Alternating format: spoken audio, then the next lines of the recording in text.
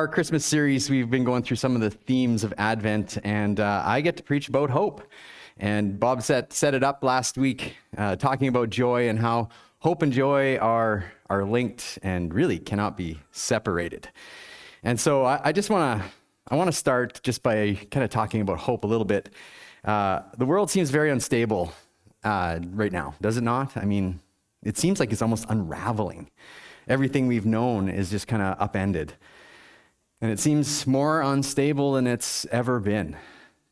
There's wars, pandemics, economic chaos, hatred, racism, anger. Almost every argument under the sun polarizes people. We're unable to have conversations. People are lonely, isolated, more than ever before.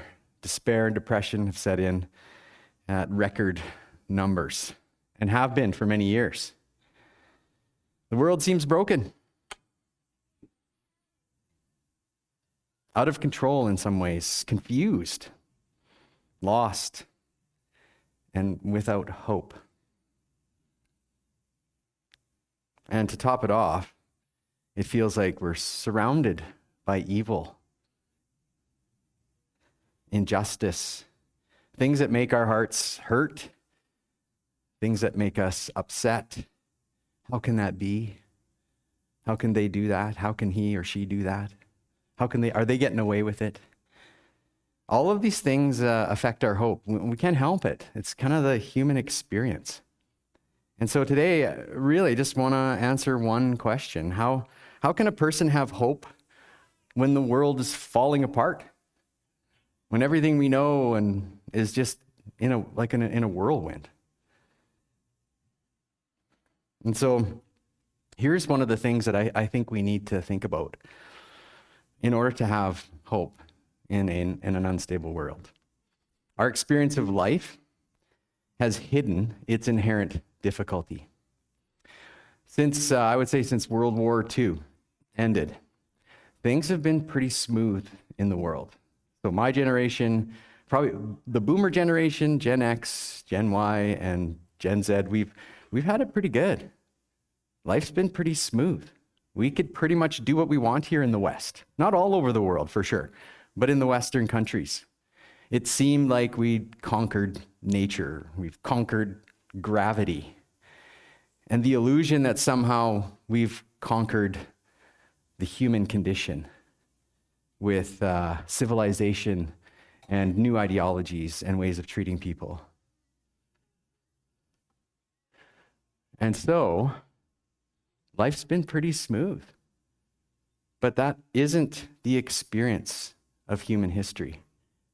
From the beginning, life has been hard, extremely hard, and dangerous.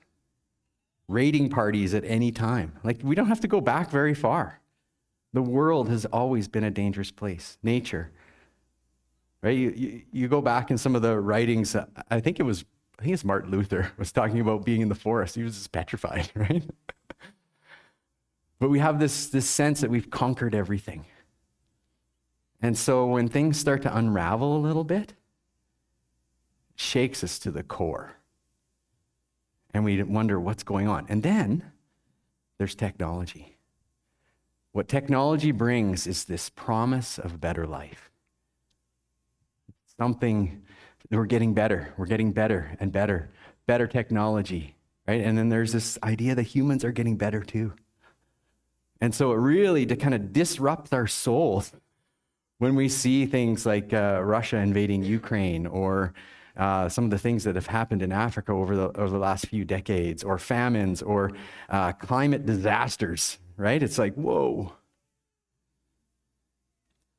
But along with our technological advances comes this hidden promise that I think we've grabbed onto subconsciously. It's the promise of better, easier, and happier. I think it's kind of lulled us into that. And that's how we think life should be. And yet, throughout human history, it has never, ever been like that. We read the Bible, the biblical history, and it is a mess. Right? Look what's happening in the Old Testament, and we are like, how can this happen? We have all these questions. about how can bad things happen to good people, and why is there all this evil in the world? You know, those questions are asked only when life is smooth. In those third world countries, and it's interesting, like the different responses to the pandemic, some of the third world country leaders, you know, they're just kind of like, it is what it is. This happens. We're used to this. And in the West, we were floundering.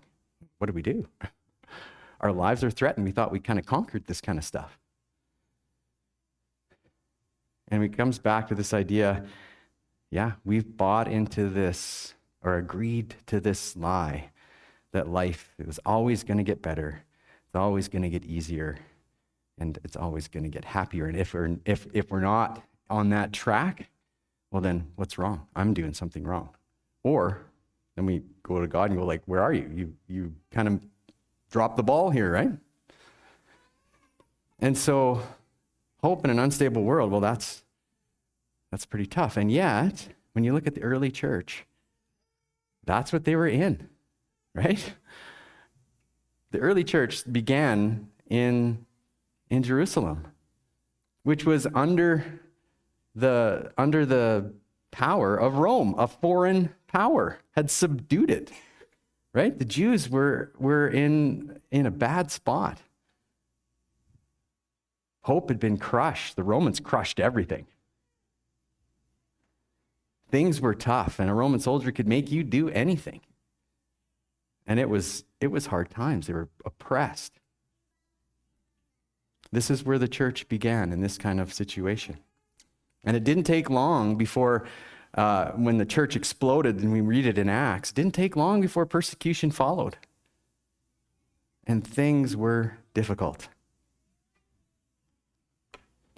And so before we continue, I just really want to quickly, I've done this before, I really want to quickly define hope, the type of hope that we're talking about. There's multiple types of hope. I've just kind of honed it down into two categories.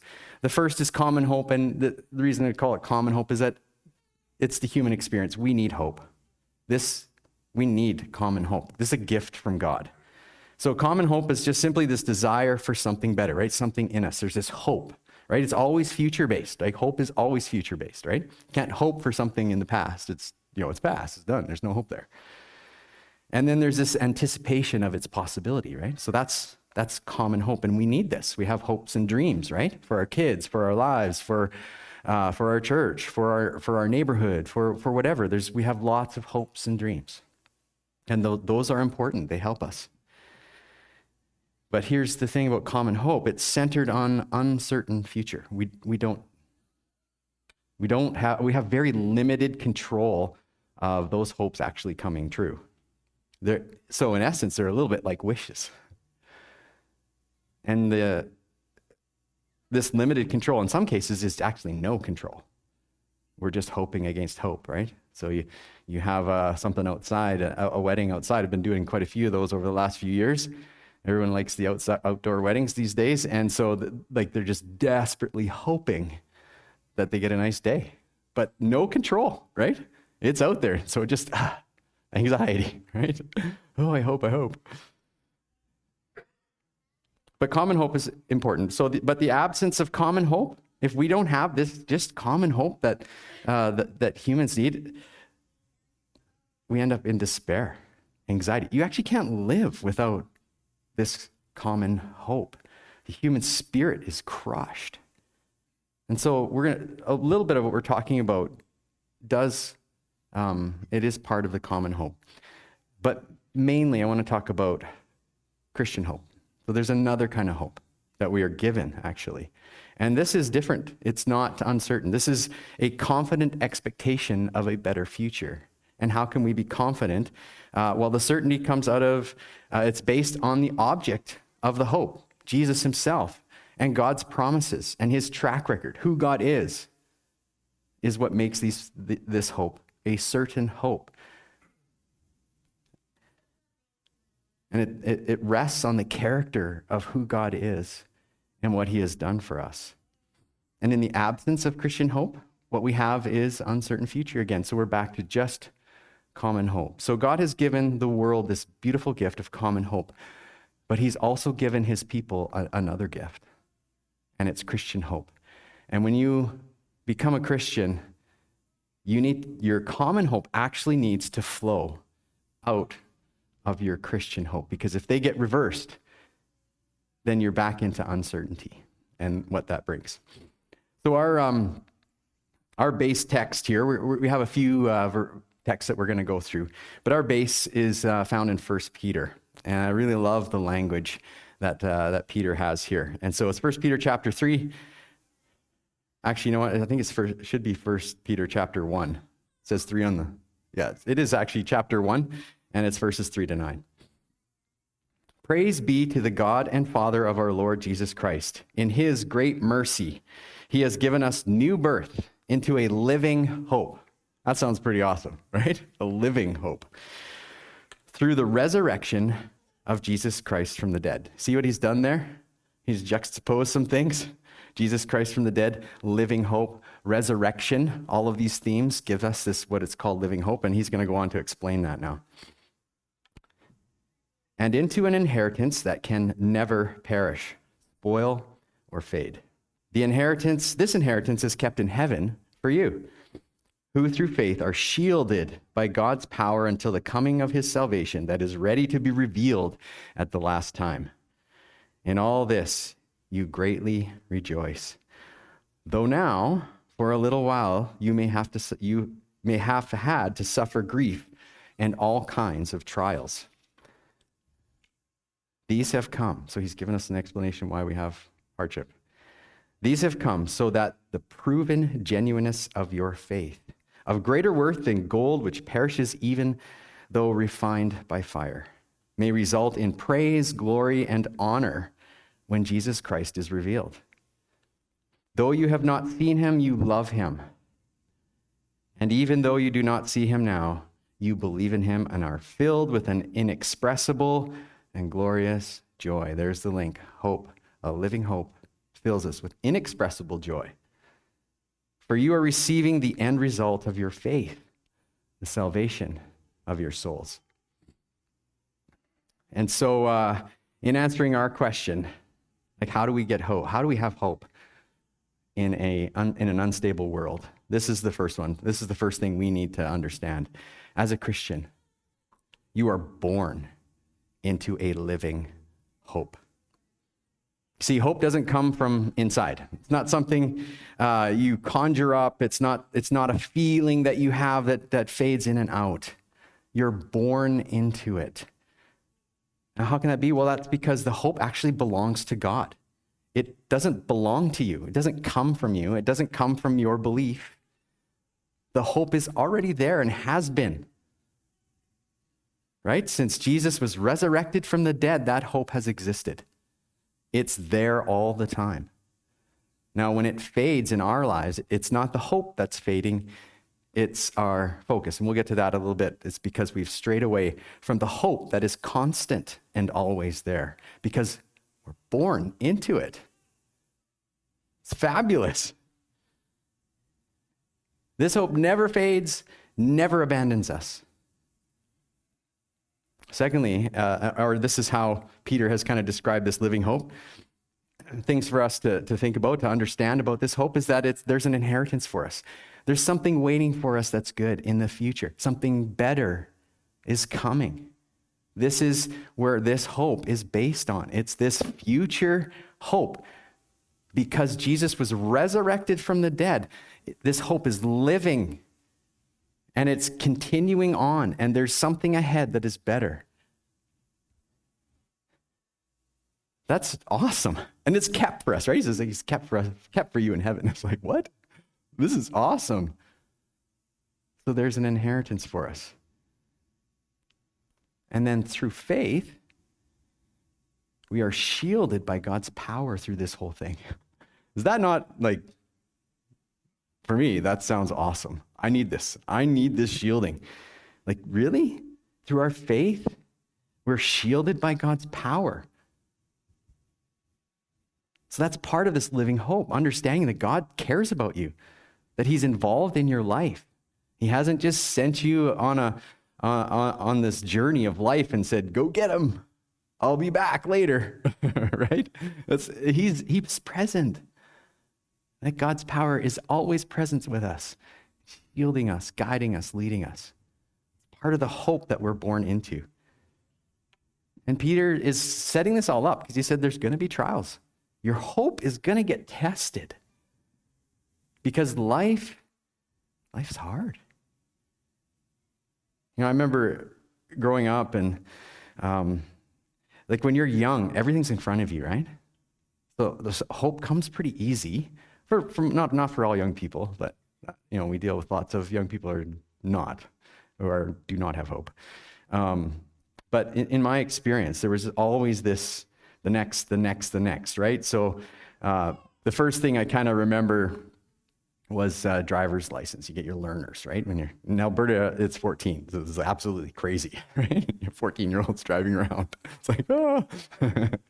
Should have to have like a big sign flashing, I'm 14 on your car so everyone steers clear. Or maybe you should stay on the road because this one's like, right? And so there's that dream. And then when you're 14, well, the next thing, of course, is getting your license so you can drive on your own, right? Freedom, real freedom. There it is. You want a definition of freedom? Getting your driver's license, right? When you're 14, that's all it's, oh yeah. So you're 16 and then it's like, how about a car, right? Get a car, get a truck. Now you have your own vehicle, your own license. Life's good, right? And then, high school is just about to end. So you're looking forward. Graduation, I'll be out of here. And then I can get on with life. And then it's, what do you want to do? And that one's a little harder because there's so many options these days that, you can really struggle with that. Lots of kids struggle with that. And yet there still is this hope. What can I become, right? How can I impact the world? And it's in us, right? This, as we're young, we feel this. And then it's, I kind of like girls. And I'm thinking, I don't want to, I don't want to just, live. I actually want to be with somebody. And it's not necessarily starting a family right at the start, right? It's you want a girl. And so that's the thing for me. I was like, okay, that's, kind of in the back. Wasn't necessarily looking, for me, I wasn't looking for it. It kind of snuck up on me. But and then it's like, then there's marriage, right? You're looking forward to that, or the engagement maybe first, then marriage, and then kids, right? So you see the progression, like everything's looking forward, and then at some point in life, and Ecclesiastes just paints this picture beautifully or horrifically. I don't know which adjective to use there. But you get to this point where that ends. And it's not about what's ahead anymore. It's about what's behind. And life is harder and heavier. Now, this isn't the trajectory for everybody. It seems to have been kind of that smooth sailing we talked about at the beginning for the West. And now that's disrupted because, you can't afford a home. What's marriage? It seems like a extra baggage, right? In our culture, right? It's just kind of like all of a sudden, all of these things that we used to hope for are kind of being pushed aside. Well, are they necessary?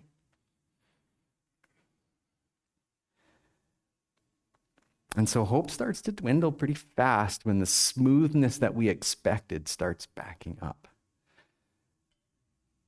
And life hasn't turned out how we thought it should, because we had subconsciously bought into that lie or the promise that the world has that it's going to get better, it's going to get easier, and it's going to get happier. And so it brings despair. So Peter's telling us, you're going to get tested with trials. Life is going to be hard.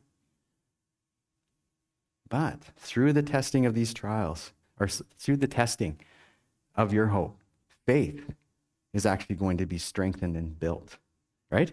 It'll be refined, he talks about, like gold. And then finally, he ends with this joy and hope being inseparable, that we can rejoice because hope is alive and salvation awaits us, all of these things. Now, I hope in some ways I've built some tension in you. That what Peter's saying, we're all agreeing for the most part, but there's something in us that goes like, that's not my experience. Doesn't seem real. It seems like just hopeful language. It's nice. And so that's where I want to go from here.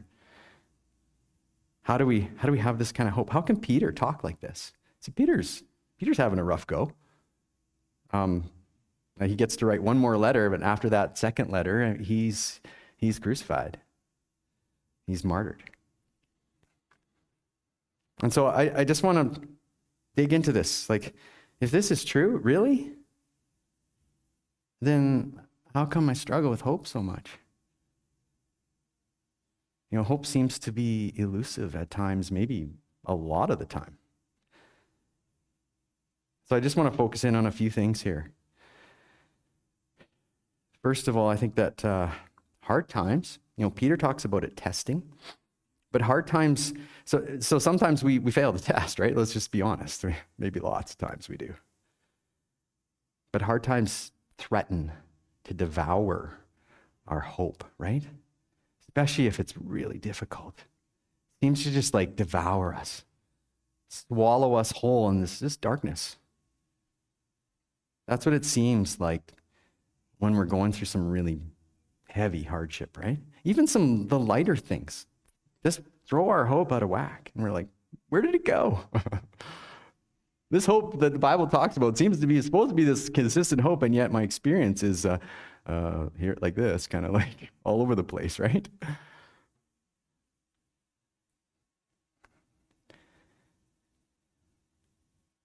But the human experience we find is towards hopelessness. Struggle with it. Well, there's a few people who may not, and you may be going like, no, I'm fine. That's great. It's awesome. This sermon is still for you, maybe a little less, but we'll see. But our hope will be pressed and tested. It will be. Here's what Paul says. So he's going to back up a little bit what Peter's talking about. Paul says in Romans chapter 5, he says, therefore, since we have been justified through faith, we have peace with God through our Lord Jesus Christ, through whom we have gained access by faith into this grace in which we now stand. And we boast in the hope of the glory of God. Not only so, but we also glory in our sufferings. What? Whoa. This is one of those texts that kind of exposes the smoothness that we've experienced over the last 100 years, or whatever it is, 80 years. It's like, what? Suffering? Hold on a second. What did he say? We also glory in our suffering? Wow, that seems like really foreign language to me. I've been taught that suffering sucks, right? And we'll do everything I can to get rid of it. And then if I'm suffering, it's like, oh, what did I do wrong? Or why is this happening to me? Right? That's how we've been taught in our culture to deal with hardship, suffering. But what is Paul saying? Wow, we've got it reversed. Because we know that suffering, why do we need to glory in our suffering? Because we know that suffering produces perseverance. Perseverance, character. And character, hope. No way. Wow. Paul. Wow. And this is coming from a guy who went through the fire.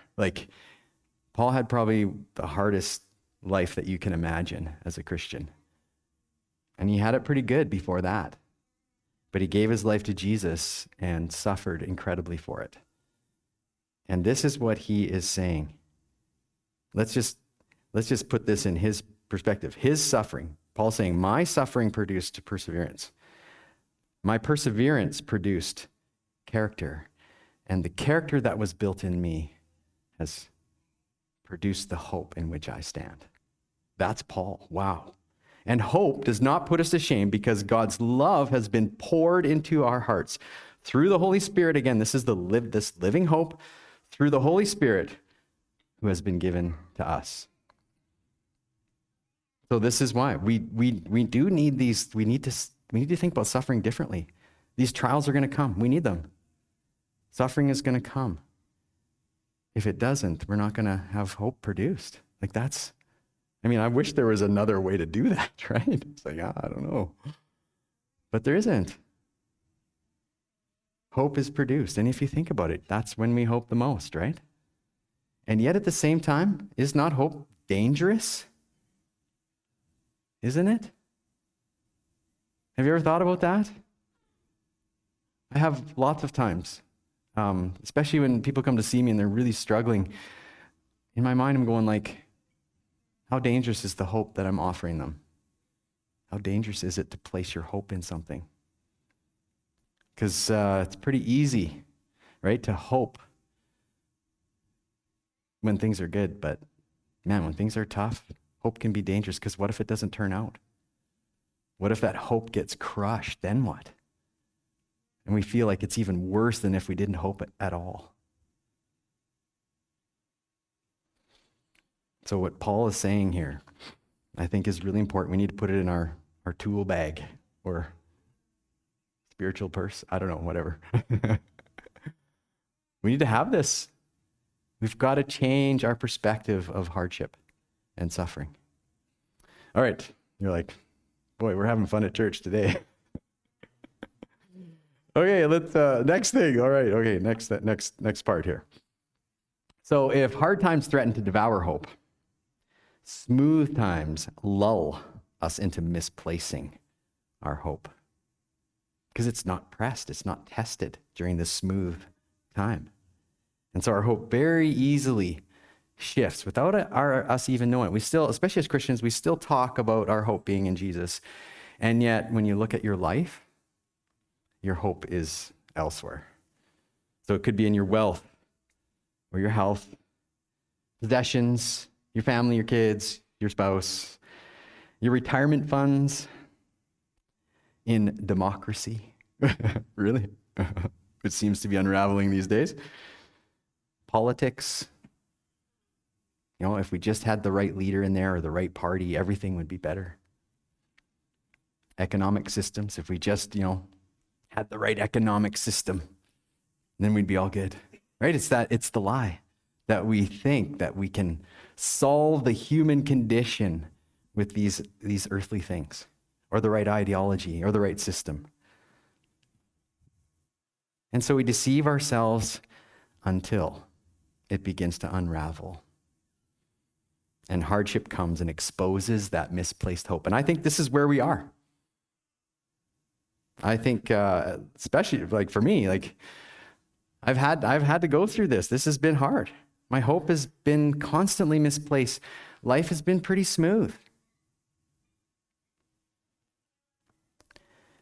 And so this is what the psalmist says in Psalm 33. And listen to the words, because when you first read it, you're like, oh, that's interesting. But when you really pay attention to what it's saying here, this does not make sense.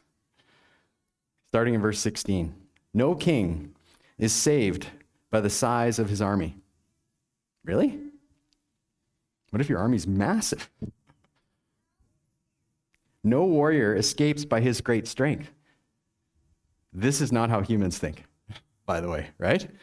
We would say the opposite. A king is saved by the strength and might of his army.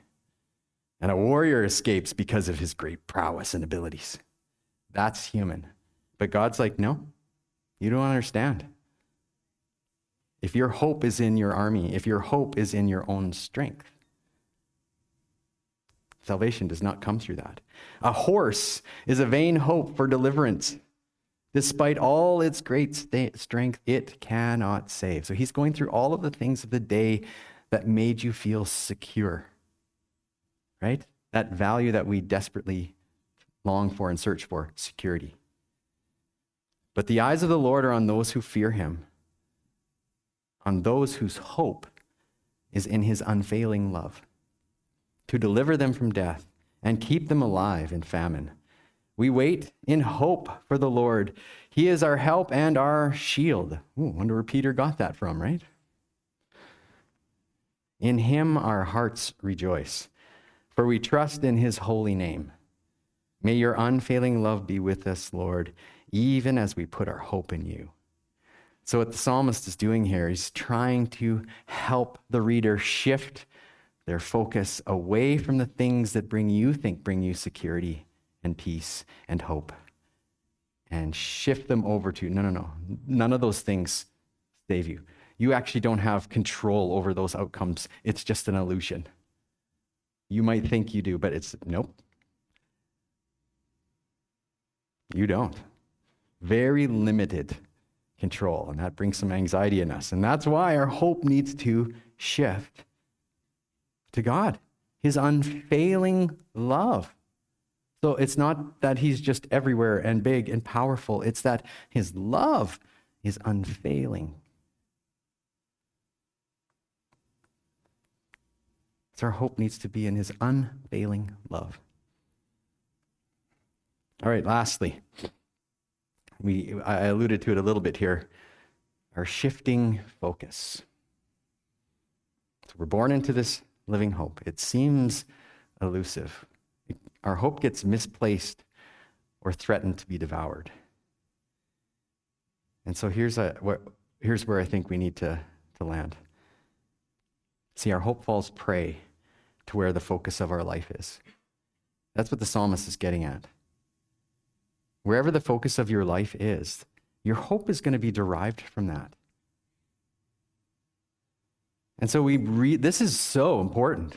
Like if your life is bent on all of these earthly things, it's like career, family, spouse, I don't know, whatever, kids. Like if it's all just right there and that's your focus, your hope is going to waver. If your focus is just simply getting promoted at work and having a smooth work environment and having no whatever bad things happen at work or whatever it is, that's going to be rough. Your hope is going to take some beatings. Because our hope is going to start to be placed in those things. And then it's just resorted back to common hope, and it's uncertain, and it's I hope. When our focus is on earthly things, our hope is misplaced. So we need to shift our focus to God and his purposes for your life to restore your hope. So if you have a job, the shifting looks like from getting your paycheck, from the work environment, from getting a promotion, from, not that any of those things are bad, they might happen. But that can't be your primary focus. God has a purpose for you in that workplace. He has a mission. The people around you desperately need hope. And Peter goes on to say that you have this hope, right? You may not feel it. You may be like, well, I don't feel like I have hope. The hope is already there. You're born into it. Now you need to shift towards it because it's always there. It's constant. It never changes. It's a living hope. And that's the only way to restore. Remember, why does God have you there? So if you're in a sport, God's given you some athletic abilities. Why are you there? Is it just for your own enjoyment and happiness? God has bigger purposes for it. Right? You're there. As a Christian, you're there. The light is going to shine on that team if you allow it to shine. That your hope is infectious when it's placed in the right spot on Jesus, and you're on this team or in this band or in this group, whatever club or whatever it is. God wants your light to shine brightly there because people are desperate. The world is dark and in need of hope. This is what Isaiah says. Do you not know? Have you not heard? The Lord is the everlasting God, the creator of the ends of the earth. He will not grow tired or weary. That's good news. By the way, he didn't rest on the seventh day because he was tired. Right? He doesn't grow tired and weary. That is such good news. And his understanding no one can fathom. He gives strength to the weary and increases the power of the weak. Even youths grow tired and weary, and young men stumble and fall. But those whose hope in the Lord will renew their strength. They will soar on wings like eagles. They will run and not grow weary. They will walk and not be faint. You guys, we need to shift our hope. Look at this. These aren't just nice poetic words. Isaiah is communicating something incredibly important. Right? Even youths grow tired and weary. Even those little 3-year-olds, they do grow tired and weary eventually, right? And young men, even young men stumble and fall in their strength, right? So if you're in need of hope, this is where we want to go, because this promise, they will soar on the wings of eagles. They will run and not go weary. They will walk and not be faint. When our hope is placed in the Lord. So here's where I want to end this morning. I want to ask this question. Where is your hope? Are you in need of hope? Because your hope will always follow where your focus of your life is. Always. If your focus is on the things that you can see, on the things that are around you, and your hope is going to be affected because you have limited control over the outcomes. Proverbs 11:7 says this. Hope's placed in mortals.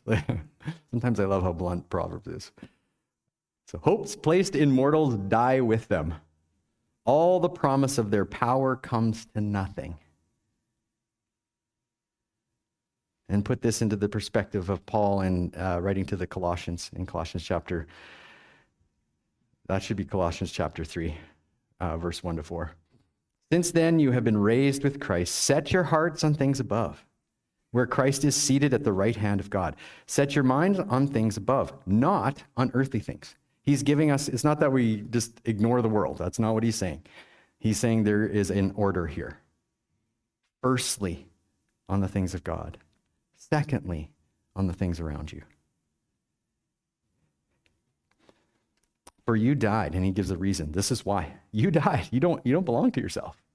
When you gave your life to God, you gave it. You don't own it anymore. You gave it to him.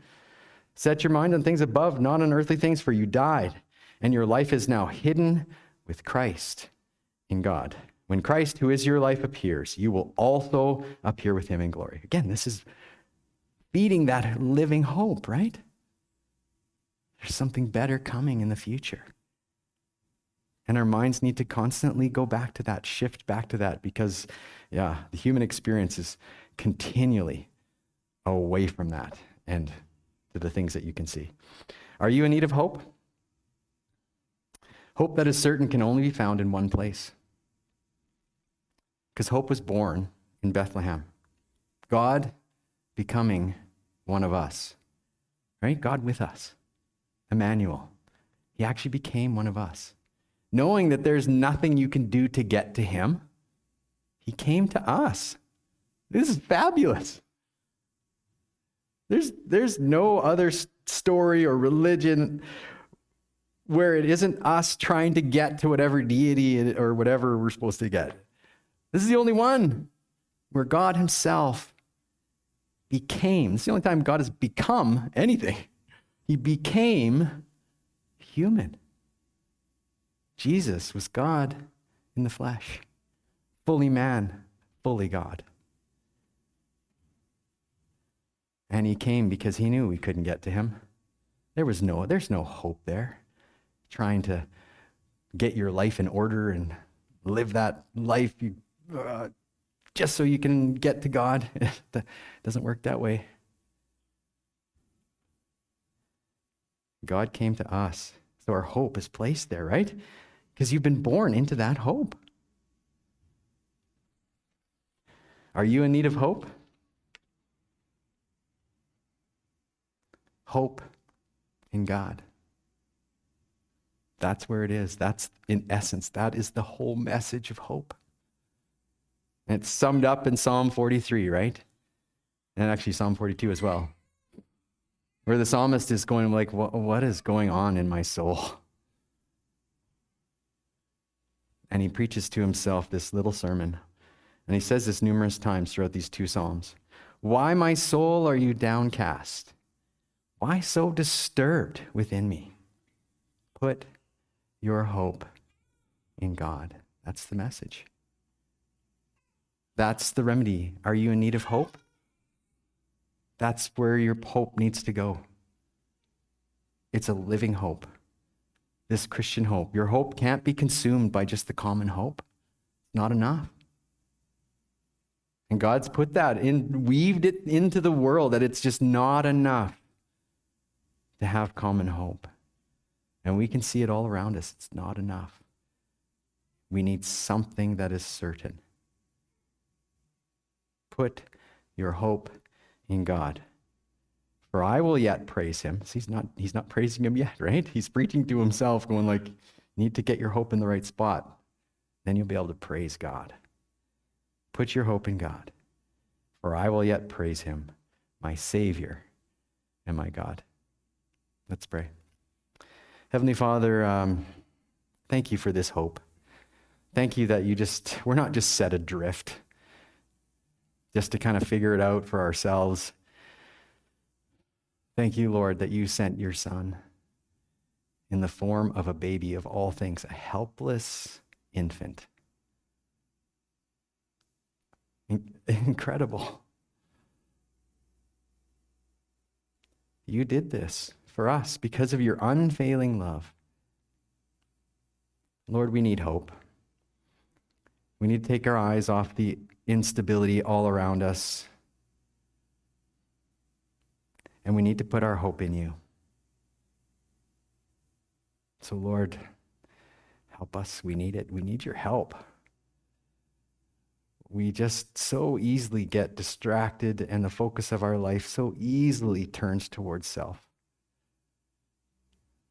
So, Lord, help us to keep our focus on you. Give us the hope that we so desperately need and want.